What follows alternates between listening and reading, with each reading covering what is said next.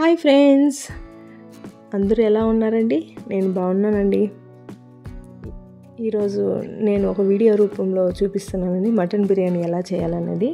మా ఇంట్లో మటన్ బిర్యానీ చేసామండి.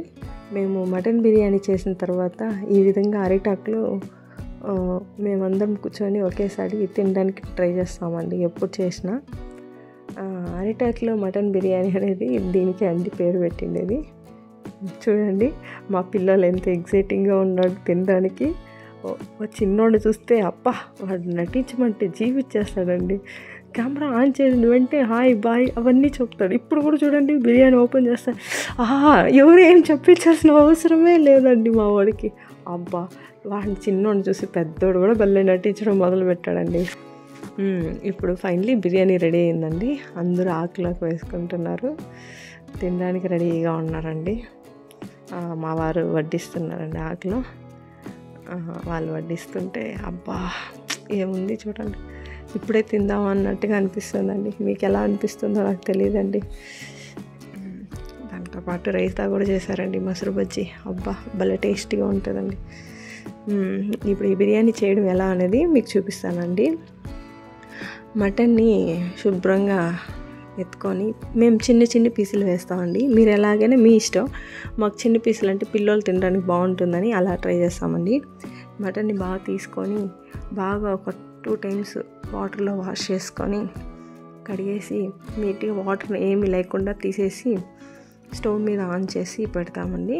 దాన్ని అలాగే ఒక 5 minutes అట్లే రోస్ట్ చేస్తూ ఉంటే అది కొంచెం కలర్ చేంజ్ అవుతుందండి.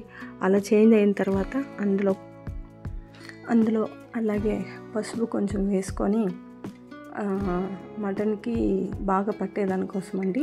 అలాగే కొంచెం రాళ్ళుప్పు వేసి బాగా మసుపుని ఉప్పుని 2 నిమిషాలు బాగా కలుపుకొని, వేడిగానే ఉంటుందండి, స్టవ్ ఆన్లోనే ఉన్నాగానే ఈ విధంగా కలిపేసి మనం ఈ మటన్ మిశ్రమంలో కొంచెం వాటర్ని యాడ్ చేసుకొని, అంటే మటన్ విజిల్ అవ్వడానికండి విజిల్ పెడుతున్నానండి.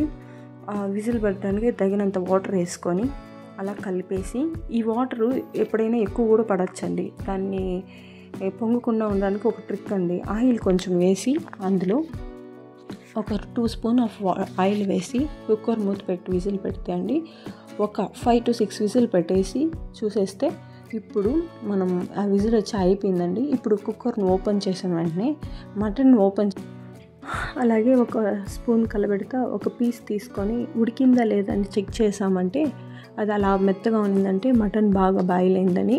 ఇప్పుడు కుక్కర్లో తీసుకొని మనం మటన్ బిర్యానీకి తగ్గట్టుగా ఆయిల్ అండి, ఎవరెవరి ఇష్టం వాళ్ళది. నేనైతే ఒక 6-7 spoons ఆయిల్ వేసుకున్నానండి. అందులో అలా వేసుకున్న తర్వాత ఆవాలు కొంచెం వేసి పెట్టానండి. ఆవాలు వేసుకున్న తర్వాత అంటే బిర్యానీకి కావాల్సిన మసాలా ఐటమ్స్ అండి. కొంతమంది అది ఇది అన్నీ వేస్తారు, నేనైతే ఇలా వేస్తానండి. మీరు ఏమేమి యాడ్ చేసుకుంటారో మీ ఇష్టం. నేను ఇవి ఐటమ్స్ మాత్రమే యాడ్ చేస్తానండి. ఇప్పుడు మీకు కనిపిస్తున్న మసాలా ఐటమ్స్ మాత్రమే యాడ్ చేస్తానండి. ఈ మసాలా ఐటమ్స్ అన్నీ వేసి అలా వేపుకుంటూ ఒక 2 minutes తర్వాత వేగిన తర్వాత కొంచెం ఒక 2 minutes తర్వాత మళ్ళీ అలాగే మనకు బిర్యానీకి కావాల్సిన పచ్చిమిరపకాయలు అండి. మెయిన్ పచ్చిమిరపకాయలు వేస్తే టేస్ట్ వస్తుందండి. అందుకోసం నేను 4 పచ్చిమిరపకాయలు వేసి అందులో అలాగే 3 ఆనియన్స్ అండి, పెద్దగా ఆనియన్స్ కట్ చేసుకొని సన్నగా కట్ చేసుకొని అవి బాగా ఆయిల్లో ఫ్రై చేసుకున్న తర్వాత ఆనియన్స్ అనేది బ్రౌన్ కలర్లో వచ్చేదాకా ఎంచుకున్న తర్వాత దాంట్లో అల్లం వెల్లుల్లి పేస్ట్ అండి నేను ముందుగానే రెడీ చేసుకున్నానండి. నేను హోమ్మేడ్దే అల్లం వెల్లుల్లి పేస్ట్ రెడీ చేసుకున్నానండి. అందులో కొంచెం పసుపు, కొంచెం ఉప్పు వేసామంటే అప్పుడే ఆ ఆనియన్స్కి, చిల్లీకి, గ్రీన్ చిల్లీకి అన్నిటికీ పట్టి కొంచెం టేస్ట్ ఒక ఫ్లేవర్ చేంజ్ అవుతుందండి. ఇప్పుడే గమగమగమని ఆడుతుందండి. అలాగే అందులో కొంచెం టమోటాస్ అండి, అంటే 2 టమోటాలు తగ్గట్టుగా వేసుకున్నానండి. బిర్యానీ తగ్గట్టుగా నేను వేసుకున్నాను. మీకు ఇష్టమైతే ఇంకా దాన్ని మిక్సీకి వేసుకొని కూడా జ్యూసీ లాగా కూడా చేసుకోవచ్చండి. అలాగే అందులో కొంచెం కరివేపాకు వేసానండి. వేసిన తర్వాత ఇలా వాడిన తర్వాత కొంచెం బిర్యానీకి కావాల్సినంత మటన్ తీసుకొని అందులో వేసి బాగా కలబెట్టుకొని ఒక 2 minutes దాకా బాగా కలిపేసి కొంచెం ఆయిల్ బాగా పట్టిన తర్వాత ఇప్పుడు నేను ఆల్రెడీ పచ్చిమిరపకాయలు వేసానండి, కానీ తక్కువగా వేసానండి. ఇంకొక 2 స్పూన్స్ ఆఫ్ కారపొడి వేసి, అలాగే ధనియా పౌడర్ అండి. ఆ ధనియా పౌడర్ కూడా మనకి దాని బిర్యానీకి తగ్గట్టుగా ఒక 3 స్పూన్స్ 2.5 స్పూన్ వేసుకున్నానండి నేను. అలా వేసుకొని దాన్ని బాగా కలబెట్టి ఒక 5 మినిట్స్ ఆ కారం పొడి ధనియా పౌడర్ స్మెల్ లేకుండా బాగా కలిపి ఒక 5 మినిట్స్ అలా వెయిట్ చేసుకుంటూ వెళ్తూ ఉంటే ఆ టేస్ట్ బాగా స్మెల్కే తెలుస్తుందండి వెళ్ళిందని. అప్పుడు అలాగే కొంచెం కర్డ్ వేసుకున్నాను.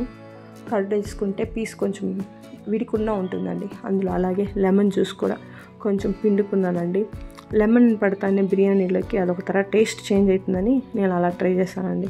ఇలా కలుపుకొని అలా వాడ్చుకొని ఒక 5 మినిట్స్ దాకా బాగా అలాగే వాడ్చుకుంటూ ఉంటే దగ్గరికి వచ్చిన తర్వాత ఇప్పుడు రైస్ తగ్గట్టుగా వాటర్ వేసుకున్నానండి.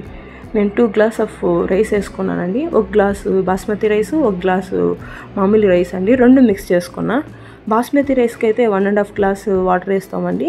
నార్మల్ సోనా మసూరి రైస్కి అయితే 1 గ్లాస్కి 2 గ్లాస్ ఆఫ్ వాటర్ వేసుకొని అలా మిక్స్ చేసుకొని కలుపుకుంటూ ఉంటే తర్వాత వేగిన తర్వాత దాంట్లో కొంచెం గరం మసాలా వేసుకొని, గరం మసాలా యాడ్ చేసుకున్న వెంటనే కొంచెం ఒక 1.5 స్పూన్ అంతా మళ్ళీ మటన్ మసాలా కూడా యాడ్ చేసుకున్నానండి.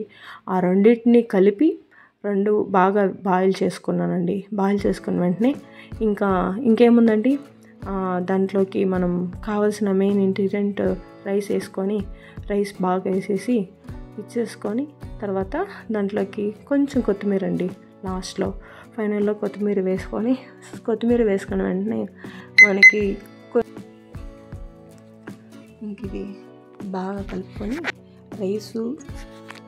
మటన్ పీసులు ఒక దగ్గర ఉండి రైస్ ఒక దగ్గర ఉండడం బాగుండదు కాబట్టి అంతా బాగా మిక్స్ చేసుకొని ఇంకేముంది ఇప్పుడు రెడీగా చూడండి. అలా చూపించండి, రైస్ అన్నీ పడిపోయండి, ఇంకేమీ లేదండి. ఇందులో కొంచెం మా పిల్లలకి కారం అవుతుందేమో అనిపించి 1 స్పూన్ ఆఫ్ గీ వేసానండి. ఆ గీ వేసి అంతే అండి. ఇప్పుడు ఫైనల్ లుక్ ఇంకేమి వేయాల్సిన అవసరమే లేదండి. ఇందుకే కుక్కర్ విజిల్ పెట్టేసి ఇంకా 2 విజిల్స్